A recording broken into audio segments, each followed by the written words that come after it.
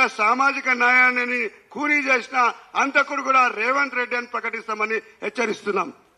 కావున ఇక్కడ వచ్చిన అందరి వాళ్ళని కూడా అందరి చేతిలో ఈ రిపోర్ట్ ఉన్నది కాబట్టి ఇప్పుడు సెన్సస్ మీద దాదాపుగా 30-40 ఏళ్ల నుంచి పనిచేస్తున్న బాబాసాహెబ్ గారు మాట్లాడే ముందు ఈ ప్రతులను తలగబెట్టిన తర్వాత సార్ మాట్లాడాలని పిలుపునిస్తూ అందరం కూడా ఈ ప్రతులను కాలబెట్టేందుకు అందరు కూడా లేవాలని విజ్ఞప్తి చేస్తున్నాం. జై భీమ్, జై భారత్. ఇక్కడ భావనా సాహెబ్ గారు సెన్సెస్ మీద, ఎందుకంటే రాష్ట్ర విభజన 2014లో జరిగినప్పుడు తెలంగాణ రాష్ట్ర గొడవనే విద్యా ఉద్యోగాలు ఉపాధి మీద ఉన్నప్పుడు, నిధుల మీద ఉన్నప్పుడు 2011 సెన్సెస్ ను తీసుకోవడం మాత్రం నిజంగా చాలా దుర్మార్గం. రేవంత్ రెడ్డి ఆ రోజు చంద్రబాబుతో ఉన్నాడు, తెలంగాణ ఉద్యమంతో లేడు కాబట్టి రానియం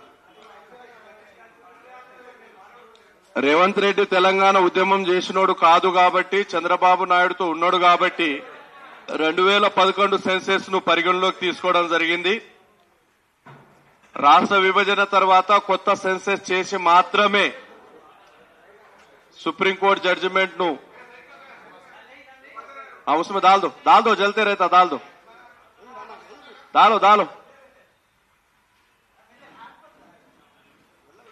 రేవంత్ రెడ్డి గారి ప్రభుత్వము అసెంబ్లీలో తీర్మానం చేసినటువంటి ఆ ప్రతులను నిరసనగా తగలబెట్టడం జరుగుతుంది.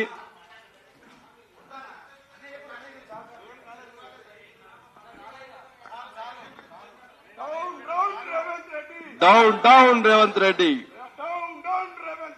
డౌన్ తగలబెడదాం. ఇప్పుడు ఖబర్దార్